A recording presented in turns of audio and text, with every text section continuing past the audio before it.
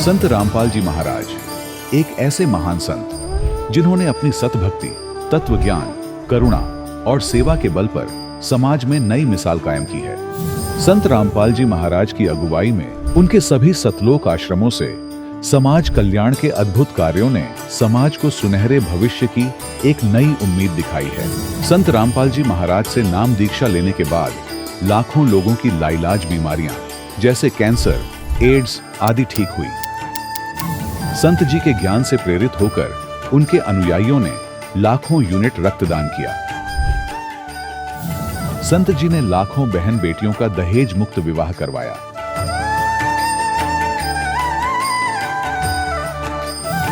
संत जी ने लाखों लोगों का नशा छुड़वाया, करोड़ों उजड़े परिवार बसे। संत जी के आश्रमों में समागम के दौरान निःशुल्क नेत्र चिकित्सा, दंत चिकित्सा प्रदान की जाती है। संत रामपाल जी महाराज द्वारा समय समय पर पर्यावरण संरक्षण के उद्देश्य से बड़े स्तर पर वृक्षारोपण किया जाता है। संत जी ने जरूरतमंदों को तत्काल राहत पहुंचाने के लिए एम्बुलेंस सेवा शुरू की। संत जी अपने अनुयायियों को देहदान के लिए प्रेरित करते हैं, जिससे मानवता की सेवा और चिकित्सा क्षेत्र में सुधार हो सके। संत रामपाल जी महाराज के सभी आश्रमों में हर रोज निःशुल्क भंडारा आयोजित किया जाता है, जहां हर वर्ग, हर जाति और हर धर्म के लोग एक साथ बैठकर भोजन करते हैं।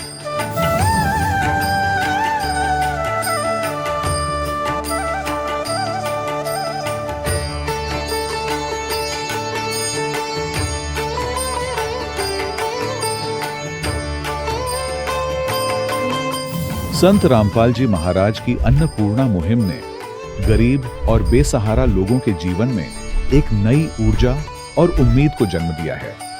घर घर खाद्य सामग्री और जरूरी मदद पहुंचाकर संत रामपाल जी महाराज ने लोगों को दुख और मजबूरी से लड़ने की ताकत प्रदान की है।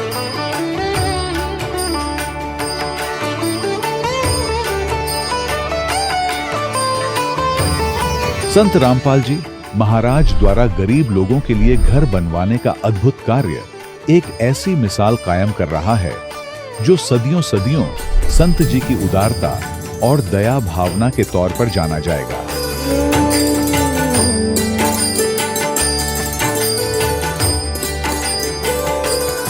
संत रामपाल जी महाराज ने हरियाणा सहित भारत के कई राज्यों में आई भीषण बाढ़ से अनेक गांवों और किसानों को बड़ी राहत दिलाई।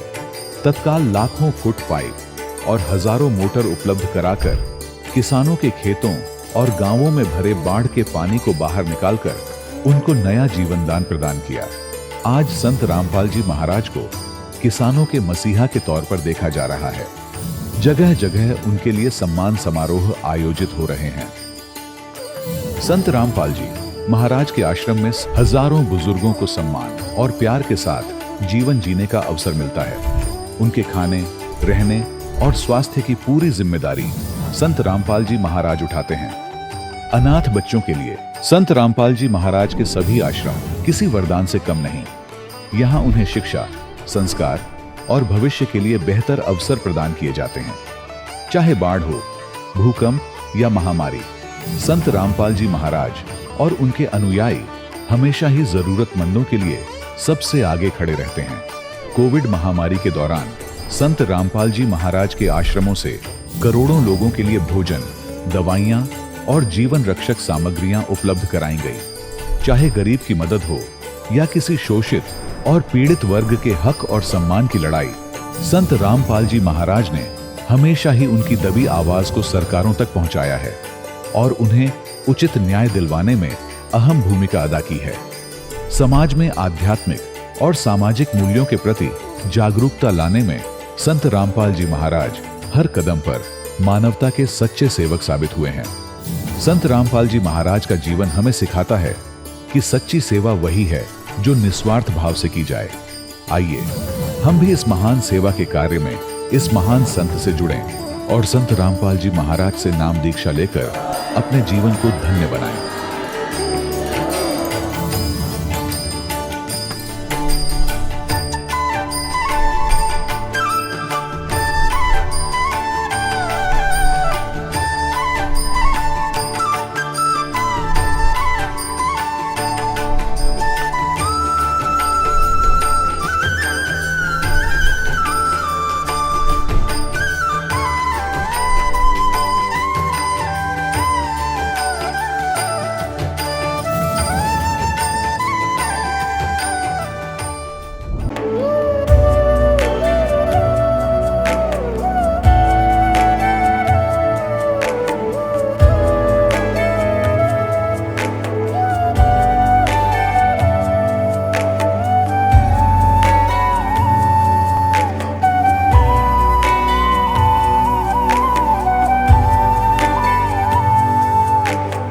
गीता अध्याय 15 के श्लोक 16-17 में 3 प्रभु बताए हैं। ये 3 प्रभु कौन हैं? किस प्रभु की शरण में जाने के पश्चात जन्म और मरण समाप्त हो सकता है? 3 प्रभुओं में सबसे उत्तम परमात्मा कौन है? कैसा है? उसका क्या नाम है? इन सभी गूढ़ रहस्यों को जानने के लिए अवश्य सुनिए जगत गुरु तत्वदर्शी संत रामपाल जी महाराज के अमृत वचन। यानी इसने ही 3 रूप बनाए थे, श्यावत्री, लक्ष्मी और पार्वती के, और एक एक पुत्र से उनका ब्याह कर दिया था। ये भी स्पष्ट है इसमें। एकाकिनी होकर भी वह माया संयोग वसात अनेक हो जाती है। वे जो सदा शिव हैं, इस काल के बारे में कहा है, उन्हें परम पुरुष, ईश्वर, शिव शंभु और महेश्वर कहते हैं। यह देखना है, ये 101 पृष्ठ पर आ गए हम कुछ रुद्र संहिता का। अब वे अपने सारे अंगों में भस्म रमाए रहते हैं। दुर्गा की तो जानकारी पूरी हुई। अब इस काल रूपी ब्रह्म, इस ज्योति निरंजन काल की महिमा है। वे अपने सारे अंगों में भस्म रमाए रहते हैं। उन काल रूपी ब्रह्म ने, इसको ब्रह्म कहो, काल कहो, काल रूप ब्रह्म कहो, सदाशिव कहो। ये काल जो अपने पुत्र कभी शिव रूप में आ जाता है, कभी ब्रह्मा रूप में, विष्णु जी के रूप में। तो उन काल रूपी ब्रह्म ने एक ही समय शक्ति के साथ, नाथ ने, शिवलोक नामक अक्षेत्र का निर्माण किया। उस उत्तम अक्षेत्र को काशी कहते हैं। वे प्रिय और प्रियतम रूप शक्ति और शिव जो परमानंद स्वरूप है, उस मनोरम क्षेत्र में नित्य निवास करते हैं। वे प्रिय और प्रियतम यानी पति पत्नी रूप में शक्ति और शिव, दुर्गा और ये काल रूपी ब्रह्म। ये सिद्ध हो गया कि दुर्गा और काल है जो परमानंद स्वरूप है, उस मनोरम क्षेत्र में नित्य निवास करते हैं।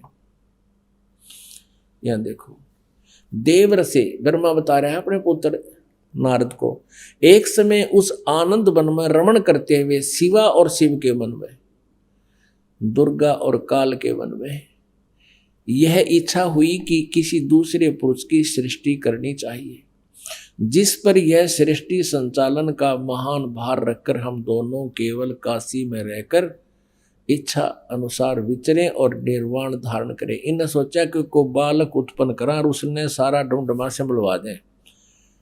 क्या ऐसा निश्चय करके शक्ति सहित सर्वव्यापी परमेश्वर शिव ने अपने वाम भाग के 10वें अंग पर अमृत मल दिया है, यानी पति पत्नी व्यवहार किया।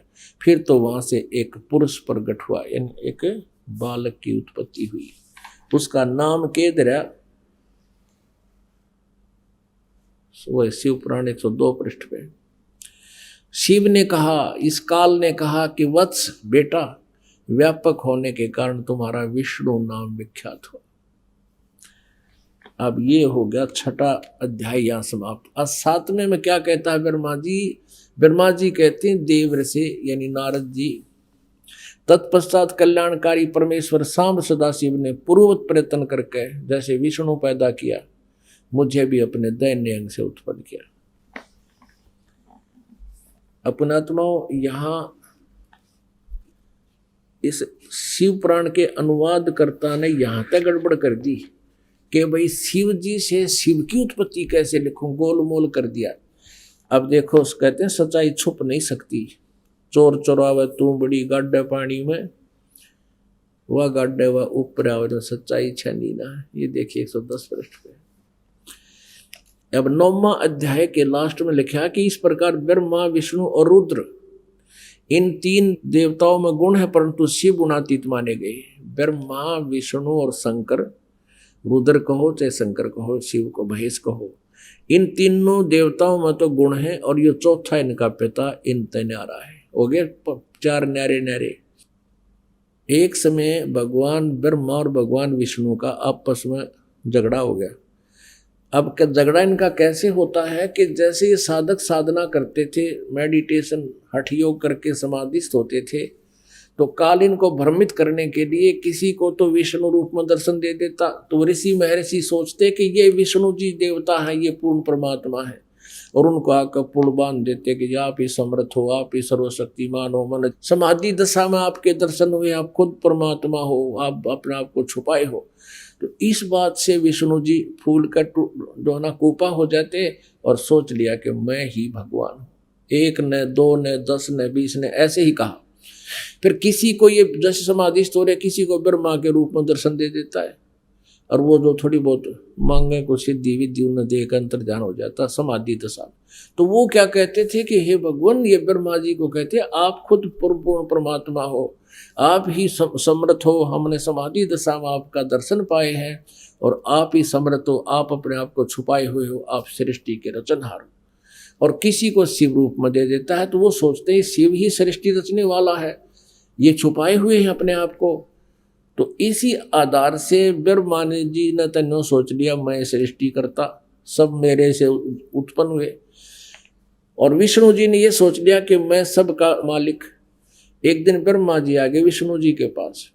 ब्रह्मा जी को देखकर विष्णु उठे नहीं, ये जान करके मैं इससे बड़ा हूं और मैंने इसकी उत्पत्ति की है, जैसे उसने और ऋषि महर्षियों से सुन रखी थी। उधर से ब्रह्मा जी ने सोचा कि मैं इसका बाप हूं, मैं इसका जनक हूं, और ये मेरी आदर भी नहीं कर रहा है। ब्रह्मा जी कहने लगे बेटा उठ देख, मैं तेरा बाप आया हूं। हाँ, विष्णु जी कहे कि मैं तेरा बाप हूं, तू तेरा जन्म मेरी नाभि कमल से हुआ। इससे बात पर दोनों का झगड़ा हो गया। अब उन झगड़े को समाप्त करने के लिए इस काल ने, सदाशिव ने बीच में एक पिलर खड़ा कर दिया, लोहे का, शिवलिंग बोलते हैं उसको। वो लोहे सफेद एक नूरी एक पिलर सा खड़ा कर दिया। तो ये दोनों ने झगड़ा था छिया दिया छोड़, उसको ढूंढने लगे उसके एंड को। कहने का भाव यह कि फिर ये शिव रूप में प्रकट हो गया। और फिर ये क्या समझाता है, ब्रह्मा विष्णु महेश इनसे प्रसन्न किया तो काल इनको धोखा देता है कि ये तो मेरा साकार रूप है, यो पिलर, और मैं निराकार रूप हूँ। मैं अब तुम्हारे सामने साकार बनकर आया हूँ, मैं ही भगवान हूँ, तुम अपने आप को भगवान मत समझो। अब देखो विद्वेश्वर संहिता, ये वही शिव पुराण गीता प्रेस गोरखपुर से प्रकाशित। और ये देखो ब्रह्मा विष्णु महेश का आपस में झगड़ा हो गया था, बीच में यो स्तंभ खड़ा कर दिया, इसको लिंग बोले, शिवलिंग। और ये अब 25 पृष्ठ पे हम दिखाते हैं।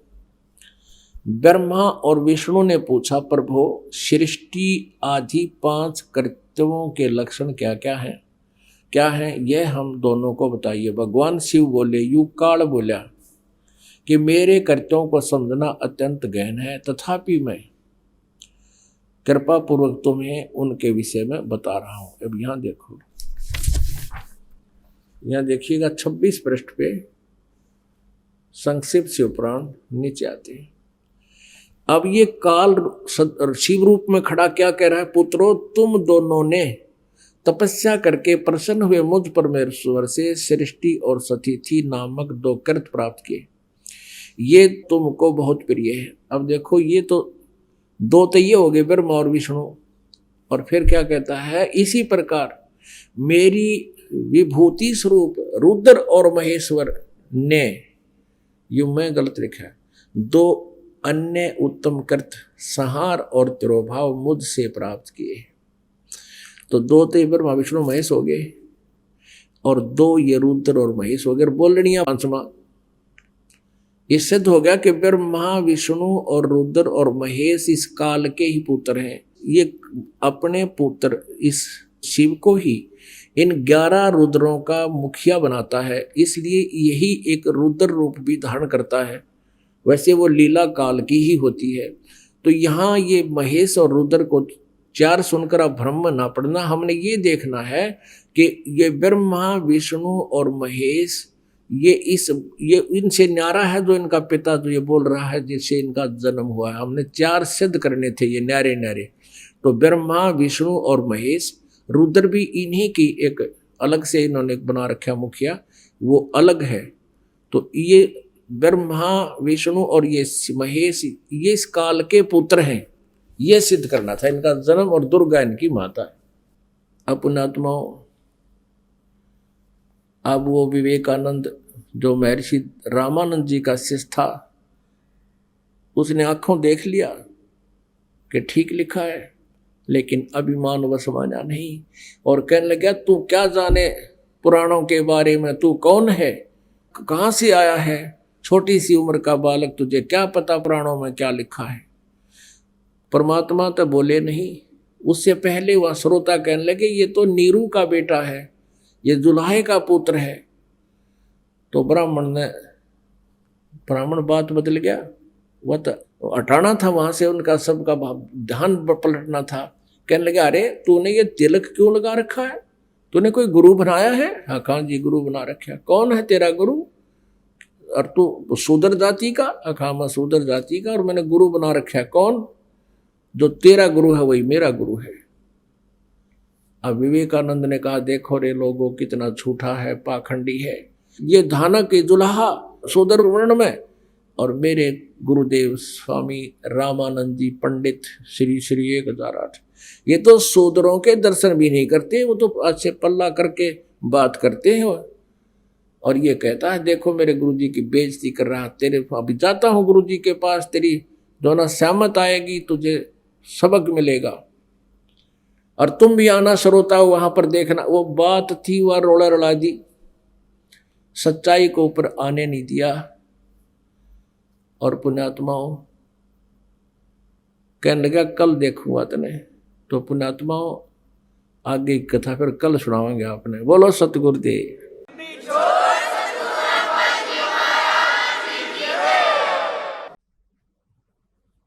कैसे देगा कि पहले इस दास ने जब उपदेश लिया तो ऐसा एक प्लाट था,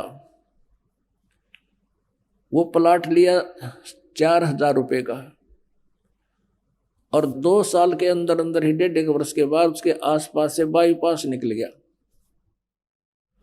उसमें कुछ कंस्ट्रक्शन कर दी इस दास ने। तो सारी कंस्ट्रक्शन मुश्किल से 20,000 रुपये का खर्चा होगा, 1.5 लाख देने वाला आ गया और पक्की रजिस्ट्री कराई 1.5 लाख में। अब देखो अब उस समय आज से 20 साल पहले, और कैसे एक नंबर में धन दे दिया और सारी उम्र नहीं बचा सकता इतने जितने एकदम परमात्मा 1.5 साल में कर दिए। ये ना जाने कित कह के कर दे, ये फिर इतनी माया देन लग गया, परमात्मा से हाथ जोड़ना पड़ा, क्योंकि मालिक ने इस माया का अवगुण भी बहुत बता रखा है। इस माया की घनी जरूरत नहीं है, ये तो इतनी मांग है मालिक ते कि साईं इतना दीजिए जिसमें कुटुंब समावे, हम भी भूखे ना रहे अतिथि ना भूखा जावे। इससे घनी मांग ली तो जी का झाड़ हो जाएगा आपका। और परमात्मा साथ रहेंगे तो किसी चीज का भाव आपको नहीं रहेगा। तो कहने का भाव यह है कि जो यहाँ आपको संसारिक सुविधा जो मिलेंगी वो तो फ्री ऑफ कॉस्ट होंगी, वो तो रुंगे में होंगी। रुंगे में, रुंगा क्या होता है कि जैसे पहले हम देखा करते, हमारे गांव में जाते थे ये बाहर के लोग, कोई सब्जी बेचनिया, कोई कचरे बेचनिया, कोई आम बेचने वाला। तो हमारी काकी ताई माँ दादी ये क्या करा करती थी, वो सौदा कर लेती थी, गेहूं डाला करते हैं, और वो गेहूं जैसे एक तराजू के पलड़े में गेहूं डाल दिए तो पूछा करते कि कैसे देगा, कि 2 बार, यानी उस गेहूं के बदले में 2 बार में इतने इतने आम तोल के दूंगा। वो तो तोल दिए। फिर नो क्या करती, रूंगा और दे। रूंगा क्या होता है, सौदा तो हो लिया फ्री में, अकोर दे। तो कोई नो कहता ना रूंगा ना दूं, अगतना हम ना लेते तेरे, रूंगा पहले दे। तो वो 2 आम 1 आम उठा कर और दे देता था, वो फ्री का था, उसको रूंगा बोला करते थे, रूंगा। तो पुण्यात्माओं हमारा जो सौदा है वो तो है मोक्ष प्राप्ति का। यो सौदा हम मोक्ष वाला तोल कर दे रहे हैं आपको, और ये देंगे रूंगे में, जो सुख सुविधाएं आपको यहाँ की चाहिए। वो रूंगा मीन परमात्मा, जैसे आपने गेहूं बीज दिया, जिससे क्या होता है कि मेरे बालक भूखे ना मरे, मेरा परिवार अन्न प्राप्त करे, लेकिन उसके साथ साथ भूस तो अपने आप होगा ही होगा। वो भूस तो हो, वो तूड़ा तो बनेगा, तो पुण्यात्माओं, ये वो भक्ति है जिसमें ये माया रूपी भूस तो आपको प्राप्त होगा ही होगा, और साथ में जीवन और बचेगा, वो गेहूं मिलेंगे, यानी मोक्ष मिलेगा।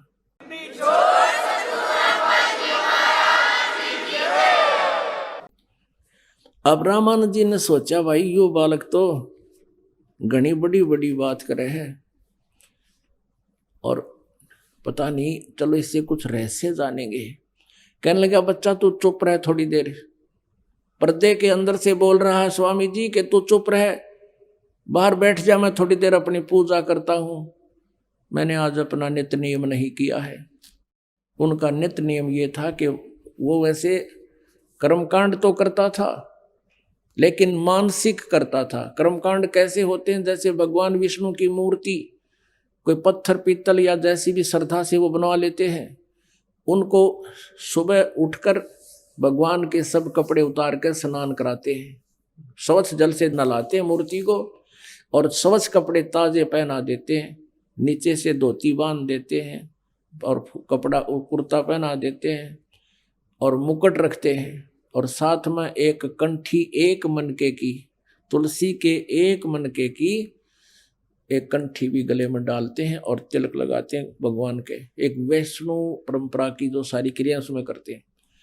ऐसे प्रतिदिन क्या करता था रामानंद जी, जैसे अपने सिर पे गंगा का जल उठा के मानसिकता, अपना भाव बनाए रखने के लिए उसने ऐसा दृष्टिकोण, ऐसा तरीका अपनाया था कि भगवान में श्रद्धा बनी रहे। वृद्ध व्यक्ति जैसे सोपन होता है, ऐसे मानसिक सेवा होती है पूजा।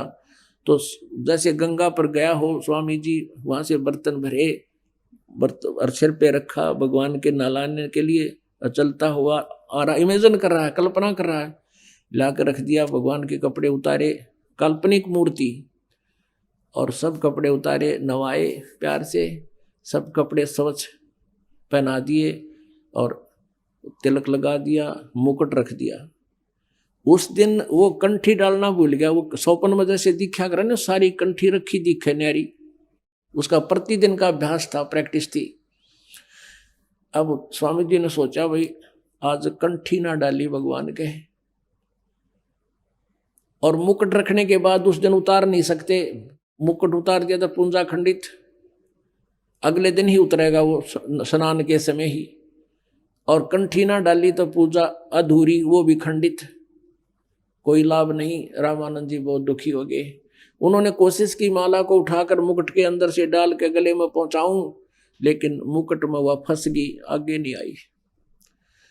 अब रामानंद जी अपने आप को कोस रहा है कि आज मेरा कौन सा पाप उदय हो गया भगवान, पूरे जीवन में आज मुझे भूल लगी है, मुझ पापी का कौन सा पाप उदय हो गया। बहुत दुखी हो रहे थे।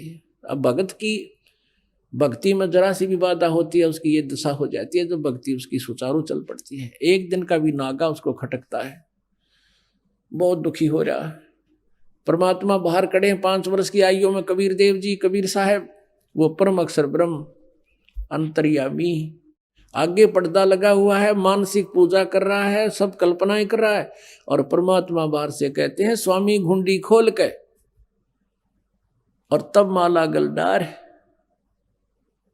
कहा कि स्वामी जी इसकी गांठ खोल लो, और गांठ खोल के गले में डाल के गांठ लगा दो, मुकुट उतारना नहीं पड़ेगा।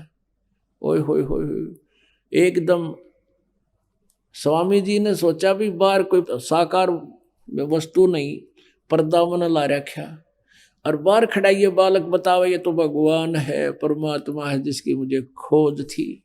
स्वामी घुंडी खोल कर फिर माला गल डारे, गरीबदास इस मेरी भक्ति को हो केवल जान सके करतार। रामानंद जी ने सोच लिया मेरी इस पूजा में जो उलझन में मैं था, भगवान ही जान सके, दूसरा समझ नहीं सकता, ये परमात्मा आए हैं।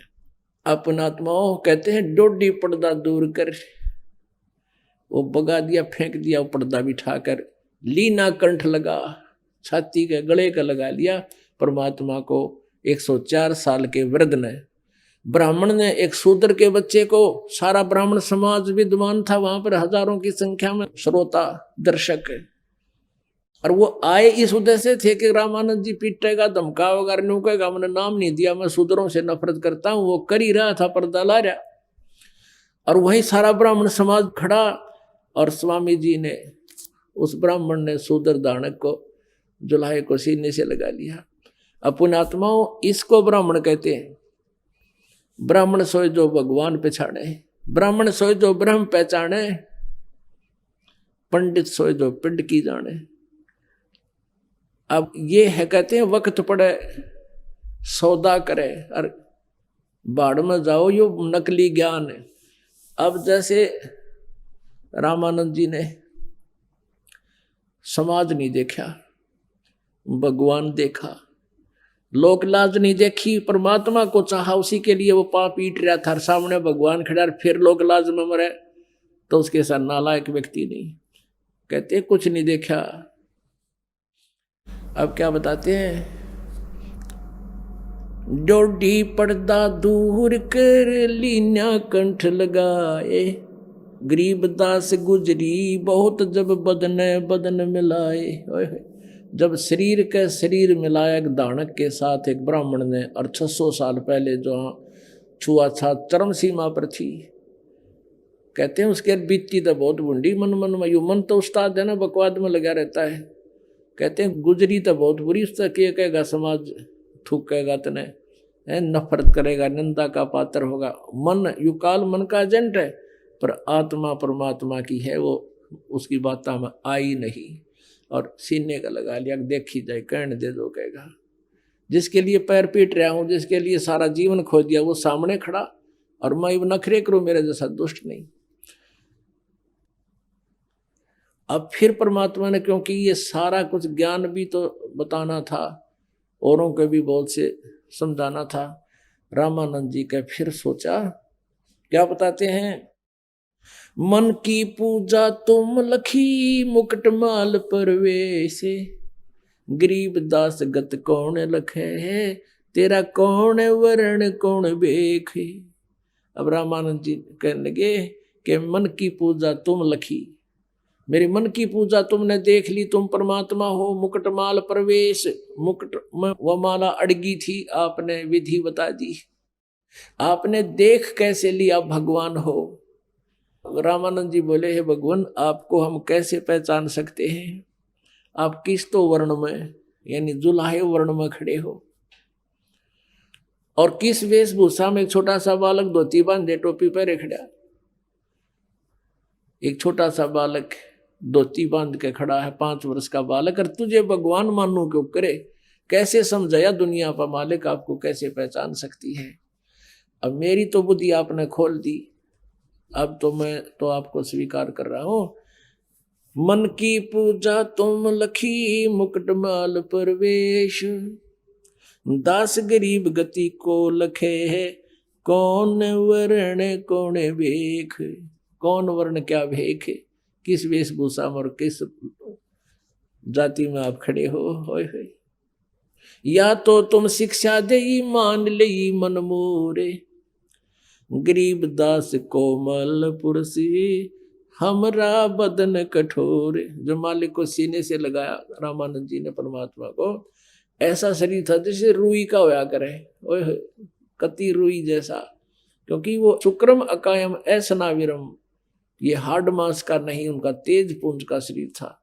तो रामानंद जी कहते हैं कि ये तो मैं समझ गया भगवान, आपकी शिक्षा को आप मेरी फड़क निकालना चाहो थे जाति और पाति की, वह तो मेरा समझ में आएगी। और परमात्मा, आप, मेरा तो शरीर वज्र जैसा है, कठोर है, आपका तो कोमल शरीर है, आप सचमुच प्रभु हो।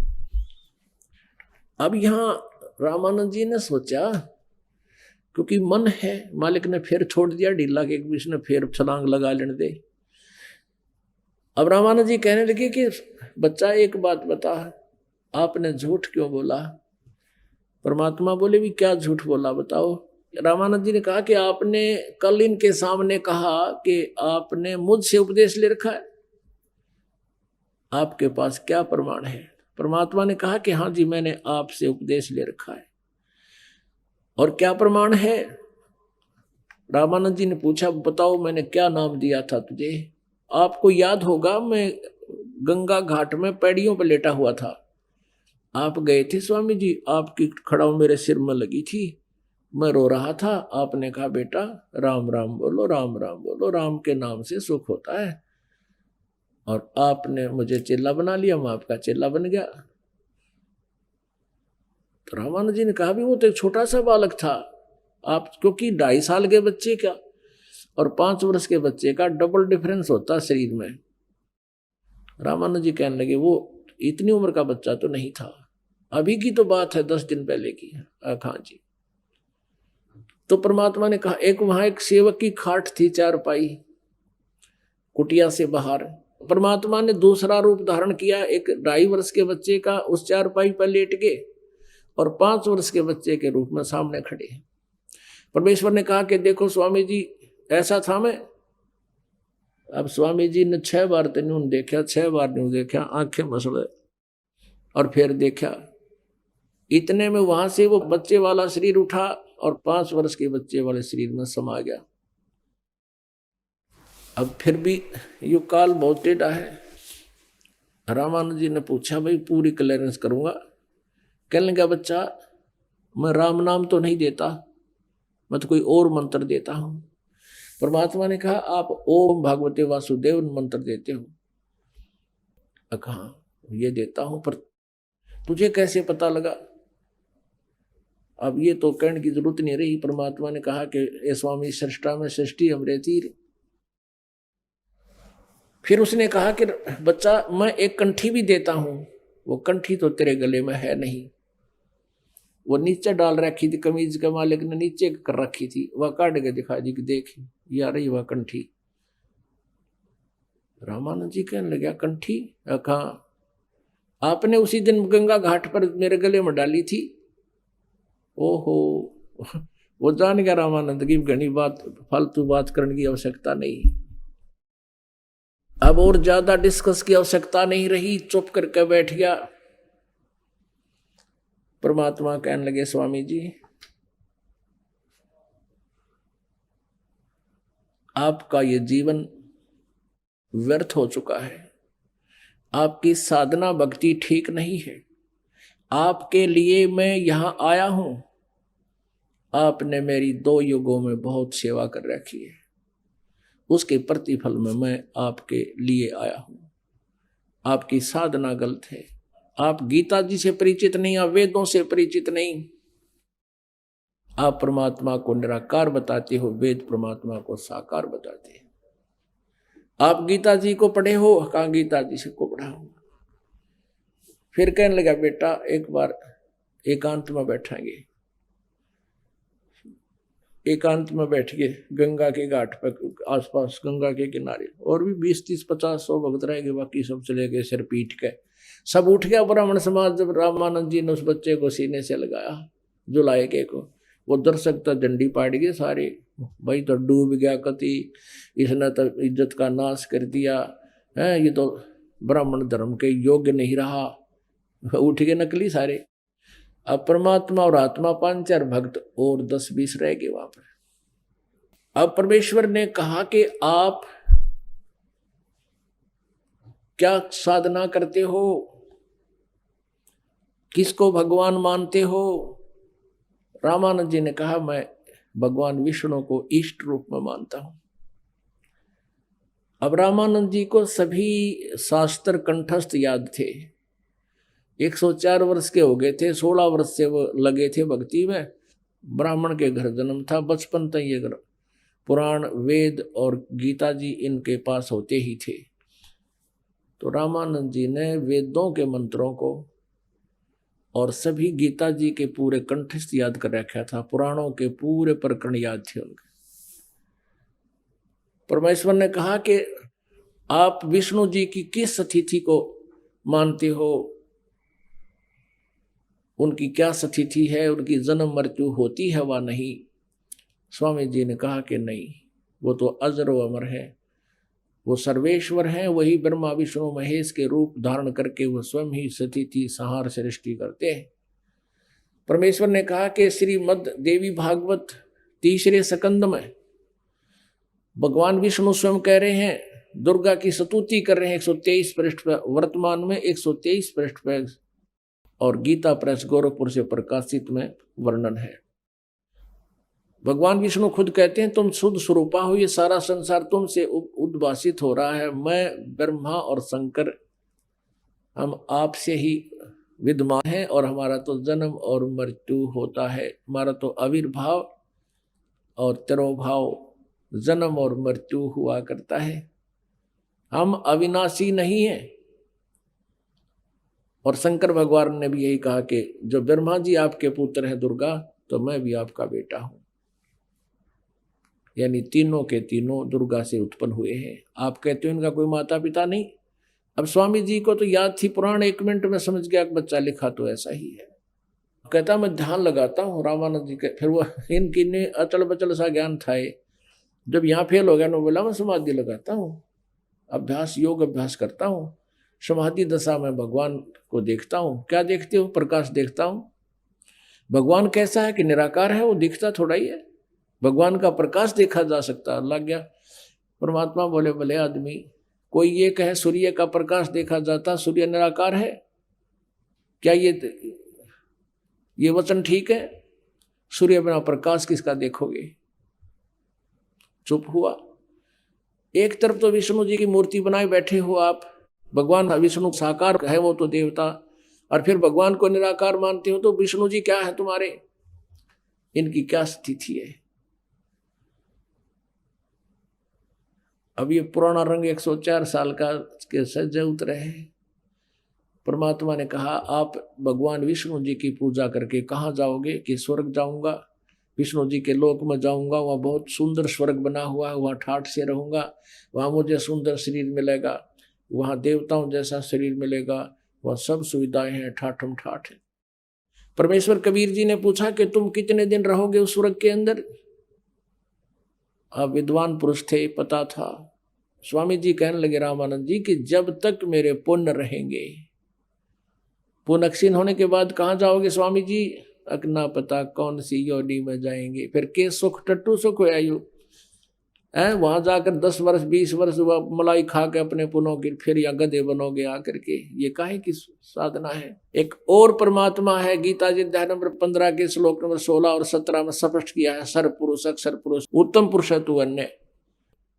सर्वपुरुष और अक्षर पुरुष ये ब्रह्म है, और ब्रह्म के ये 3 पुत्र हैं, जिनमें से एक के आप उपासक हो। ये खुद भी कहते हमारा भी जन्म और मृत्यु होता। आप गीता जी को मानते हो? अखा मानता हूं। किसने गीता जी बोला? श्री कृष्ण जी ने। कौन कहे? स्वामी रामानंद जी।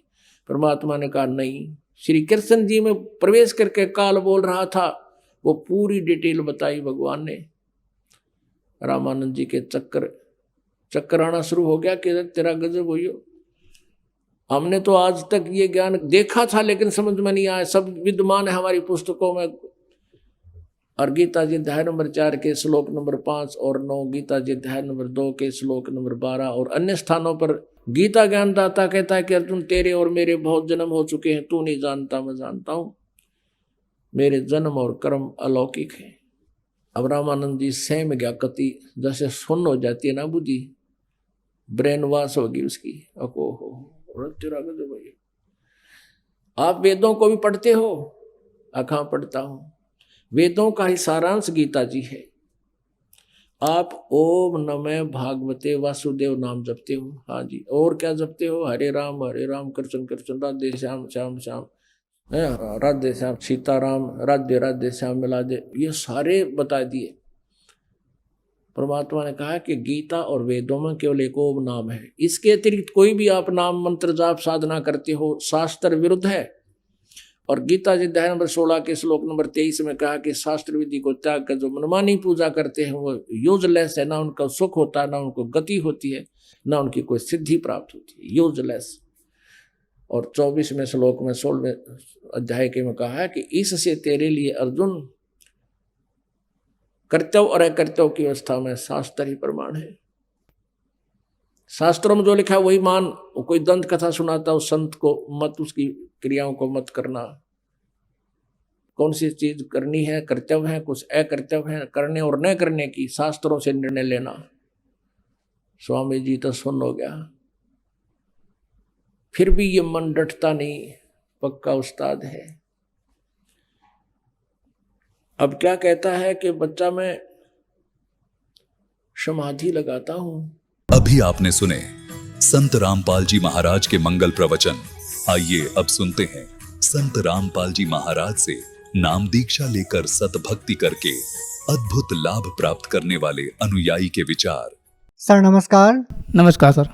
सर क्या नाम है आपका? गौरी शंकर कुशवाहा। गौरी शंकर जी, आप कहाँ से आए हो? ग्राम सिमरात, तहसील पृथ्वीपुर, जिला निवाड़ी, मध्य प्रदेश। सर, संत रामपाल जी महाराज की शरण में आने से पहले आप क्या भक्ति साधना करते थे? संत रामपाल जी महाराज की शरण में आने से पहले जो हिंदू धर्म में प्रचलित देवी देवता हैं उन सभी की पूजा करते थे, उनको मानते थे। सर, ये सारी पूजाएं जब आप कर रहे थे तो फिर आप संत रामपाल जी महाराज की शरण में क्यों गए? जो पहले संत रामपाल जी महाराज की शरण में आने से पहले पूजा करते थे उसको करने से कोई लाभ नहीं मिल रहा था, और जब बाकी करते करते कई प्रकार की शारीरिक, भौतिक और मानसिक परेशानी आती थी उनको। सबसे पहले एक हानि ये हुई कि मेरी माँ, जब मैं छोटा था 10 बरस का, उस समय मेरी माँ कैंसर से ख़त्म हो चुकी, और हमारे छोटे चाचा थे वो भी पेड़ से गिर करके रीढ़ की हड्डी टूट गई थी और वो भी ख़त्म हो गए थे। हमारे तीसरे नंबर के भाई हैं, उनको प्रेत बाधा इतनी थी कि रात में 12 बजे रात में भी उठा के उनको ले जाया पड़ता था, और जो ये है ना नावतिक जिसको कहते हैं उनको बुला करके उनको दिखाना पड़ता था। तभी 8-8 दिन खाना नहीं खा रहा है, 8-8 दिन बराबर परेशानी होती थी। सर, आपको ये सभी पूजाएं करते करते भी इन सारी समस्याओं का सामना करना पड़ा। सर, इसके पीछे की वजह क्या है? इसके पीछे का वजह तो सर, आज जब संत रामपाल जी महाराज का जो ज्ञान सुना उससे जानकारी मिली है। पहले तो कोई जानकारी नहीं थी कि सोचते कि जो भाग में है वो मिल रहा है, लेकिन आज संत रामपाल जी महाराज ने अपने जो सतमार्ग बताया है, अपने गीता में पढ़ के बताया है कि गीता अध्याय 16 का श्लोक 23 में लिखा है कि जो शास्त्र विधि को त्याग कर मनमाना आचरण करता है उसको न सुख न शांति न गति कुछ नहीं होती है। तो ये आज मेरे को मालूम पड़ा है, इसलिए ये हानि हो रही थी, सतमार्ग नहीं मिला था। सर, ये सब पूजाएं करते करते भी आपको बहुत सारी प्रॉब्लम का सामना करना पड़ रहा था, तो सर आप संत रामपाल जी महाराज की शरण में क्यों गए? संत रामपाल जी महाराज की शरण में आने का कारण है सर कि मैं एक दिन टीवी देख रहा था। टीवी देखते देखते संत रामपाल जी महाराज का सत्संग आ रहा था, और संत रामपाल जी महाराज उस उल्टा लटका हुआ संसार रूपी जो पेड़ है उसके बारे में समझा रहे थे, और मैं इसी बात से पहले दुखी था, क्योंकि मैंने संत रामपाल जी महाराज की शरण में आने से पहले रामायण पढ़ा, देवी भागवत पुराण पढ़ी, शिव पुराण पढ़ा, विष्णु पुराण पढ़ा। इनमें मेरे को एक शंका उत्पन्न हो रही थी कि ये मैंने मान लो विष्णु पुराण पढ़ा तो उसमें केवल विष्णु ही विष्णु सब कछु है, वही सबके पालनहार हैं, वही करता है। फिर शिव पुराण पढ़ा, शिव पुराण को पढ़ने से ये सिद्ध हुआ कि शिव ही सब कछु है, सभी देवों के देव हैं, महादेव हैं। रामचरितमानस को पढ़ा, उसमें ये मिला कि रामचंद्र जी के अलावा इस दुनिया में कोई भगवान नहीं है। देवी पुराण पढ़ा तो उसमें ये देखा है कि देवी ही सबकी करता धरता है। देवी कहने का मतलब मेरे मन में एक शंका थी कि आखिर वो भगवान कौन है, उस भगवान की मैं तलाश में था। इस बीच टीवी पर सत्संग देखा, संत रामपाल जी महाराज गीता खोल के बता रहे थे। गीता अध्याय 15 का श्लोक 1 से लेके 4 और 16-17 में स्पष्ट बता रहे थे कि उल्टा लटका हुआ संसार रूपी जो पेड़ है उसके बारे में बता रहे थे कि पूर्ण भगवान कौन है। तो उससे मेरे को ये जानकारी पड़ी कि ब्रह्मा विष्णु महेश जो भगवान तो हैं, 3 लोक के भगवान हैं, लेकिन पूर्ण भगवान की जानकारी संत रामपाल जी महाराज की शरण में आने के बाद ही पड़ी। सर, आपको संत रामपाल जी महाराज की शरण में आने से आपको पूर्ण ज्ञान मिला, तो सर हम आपसे ये जानना चाहेंगे कि पहले की जो साधनाएं करते करते भी आपको इतने सारे प्रॉब्लम हुई, इतनी सारी समस्याओं का सामना आपको करना पड़ा, तो पूर्ण परमात्मा की शरण में आने के बाद, शास्त्रों के अनुसार भक्ति साधना करने के बाद आपको क्या लाभ मिला? हाँ जी, संत रामपाल जी महाराज की शरण में आने के बाद हमको लाभ मिला कि पहला लाभ तो ये मिला कि मुझको सतमार्ग मिला, पूर्ण प्रमाणित भक्ति मिली जो मानव जीवन का मूल उद्देश्य है। दूसरा लाभ ये हुआ कि मैं एक दिन अपने घर से टीकमगढ़ के लिए जा रहा था, मेरे साथ में एक मेरा दोस्त था। अचानक रात में मैं थोड़ा जगने के कारण मैं बाइक से जा रहा था, तो बाइक से अचानक नींद लगी, वो गाड़ी इतनी एक्सीडेंट हुआ कि कम से कम 10 फुट आगे गाड़ी से उचक करके वे रोड से बाहर गिरा। संत रामपाल जी महाराज की इतनी दया हुई कि मेरे को कुछ भी खरोंच नहीं आई, जबकि गाड़ी में टूट फूट हो चुकी थी। एक लाभ तो ये है। दूसरा लाभ ये है कि मेरे दोनों गुर्दों में सर जी पथरी थी, जिसका इलाज मैंने झांसी DN मिश्रा झांसी में 2-3 डॉक्टरों से कराया, उनसे कोई लाभ नहीं मिलता था। डॉक्टर जब तक दवाई खाते थे तब तक उसको आराम मिलता था। संत रामपाल जी महाराज की जब से शरण में गए आज तक एक भी प्रकार की कोई दवाई नहीं खाई, पूर्ण रूप से स्वस्थ हैं। उस समय मेरा वेट था लगभग 35-36 किलो, आज मैं 60 किलो हुआ। एक सारी लाभ हुआ। दूसरा लाभ ये हुआ कि मेरी बच्ची छत पर पढ़ रही थी, सुबह का टाइम था, नीचे बच्चे शैतान कर रहे थे, तो उनको डांटने के लिए मेरी बच्ची वहाँ से गई, तो अचानक दीवार जैसे उस पर छाजे पे हाथ रखा तो वो दीवार टूटी नीचे गिरी, उसके ऊपर 20-25 गुम्मा भी गिरे और बच्ची ने बिल्कुल सांसें बंद हो चुकी थी, यानी बच्ची की सांसें बंद हो चुकी थी, बच्ची मर चुकी थी। परमात्मा की शरण में थे तो परमात्मा संत रामपाल जी महाराज से प्रार्थना की कि हे मालिक, आपकी बच्ची कोई ऐसे छत से गिर गई है, उसकी सांसें नहीं चल रही हैं। तो मालिक का आदेश आया कि बेटा परमात्मा दया करें और उसको थोड़ा नॉर्मल तौर पे छोटा सा इलाज करा दो। तो मैं उसको अपने पृथ्वीपुर अस्पताल ले गया। वहाँ जाकर मैंने उसका अल्ट्रासाउंड 2-3 एक्सरा कराए, उसमें कोई खरोंच नहीं निकली। और शाम के इतनी मालिक परमात्मा संत रामपाल जी महाराज की दया हुई कि बच्ची नेंगती फिरती ही सभी गाँव वालों ने देखा। चौथा लाभ ये हुआ कि मैं पहले LIC का एजेंट था, तो मेरे को गुटखा का इतनी लत थी कि गुटखा 10 साल से मैं खाना खाया करता था। 10 साल से खाना शुरू हो गया था और दिन में 20-20, 25-25 गुटखा खा लिए थे और दूसरों को भी खिलाता था। मैंने जो भी कमाया करता था वो सारा गुटखा और शाम के शराब पीना, ये बहुत बड़ी लत थी। और इसके लिए मैंने बहुत सारा प्रयास किया, कई देव स्थानों पर गए, वहाँ भी नहीं, लेकिन संत रामपाल जी महाराज की शरण में जिस दिन से गए आज तक उस चीज़ को छूना तो ठीक है, दूसरे यदि बगल में खाते हैं तो बदबू आती है। तीसरा और आगे एक लाभ हुआ ये कि सबसे पहले हमारी आरती में भी इतना सुधार आया मालिक की शरण में आने के बाद कि जो संत रामपाल जी महाराज ने भक्ति दी, उसको भक्ति करने से मेरी पहले फसल होती थी जिसमें किसी भी प्रकार का कोई साल का गुजारा नहीं होता था। आज मालिक की दया से मालिक ने संत रामपाल जी महाराज ने इतने ठाट कर दिए कि आज मेरे पास मोटरसाइकिल है, 4 व्हीलर गाड़ी भी है, बढ़िया VIP परमात्मा की दया से मकान भी है, सारे सब कुछ मालिक ने ठाट कर दिए संत रामपाल जी महाराज की दया से।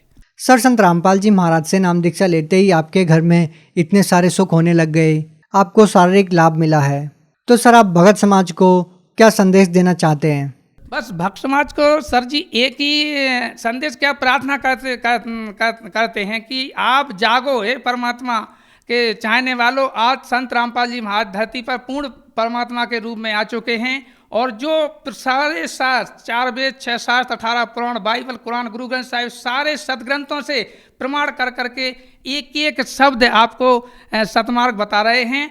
और मोक्ष का एक ही द्वार है जो संत रामपाल जी महाराज के पास आकर के अपना नाम दीक्षा लें और सद्भक्ति करें और अपना कल्याण भी कराएं।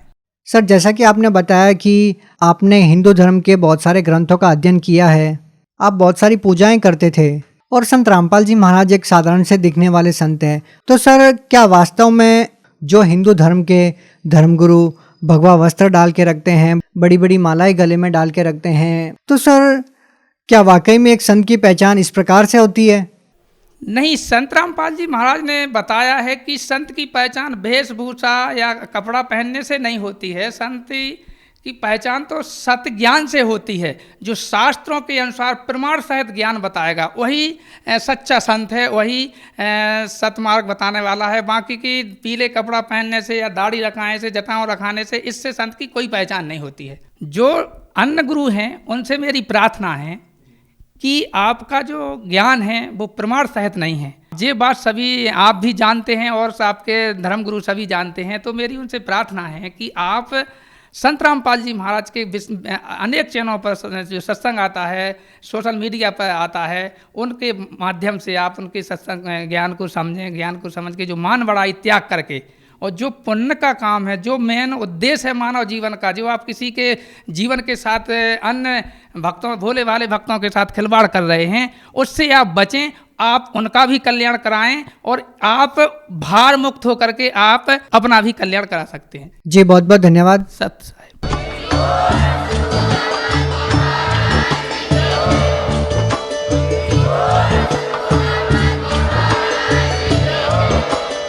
आप सुन रहे थे जगत गुरु तत्वदर्शी संत रामपाल जी महाराज जी के मंगल प्रवचन। अधिक जानकारी के लिए विजिट कीजिए हमारी वेबसाइट www.jagatgururampalji.org। संत रामपाल जी महाराज जी के शुभ आशीर्वाद से पूरे विश्व भर में 500 से भी ज्यादा नाम दीक्षा केंद्र हैं, जिन पर संत रामपाल जी महाराज जी द्वारा ऑनलाइन निशुल्क नाम दीक्षा दी जा रही है। अपने नजदीकी नाम दीक्षा केंद्र का पता करने के लिए संपर्क करें।